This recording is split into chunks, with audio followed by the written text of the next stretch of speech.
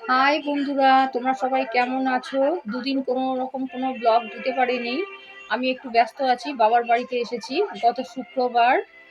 মা, দিদি, ভাইয়ের সাথে সময় কাটাচ্ছি। 31 ডিসেম্বরই আসবো ভেবেছিলাম, কিন্তু আসিনি, এলাম এখনই। আর দেখতেই পাচ্ছ, পাশে মা বসে আছে, টিভি দেখছে।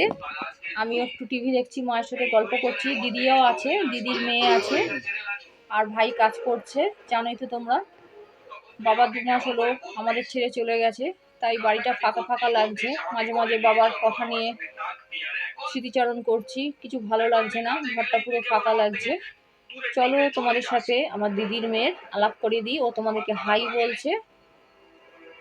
ওর নাম হচ্ছে গুল্লু, আমি আদর করে বলি গুল্লু। চলো তোমাদেরকে দেখিয়ে দিই।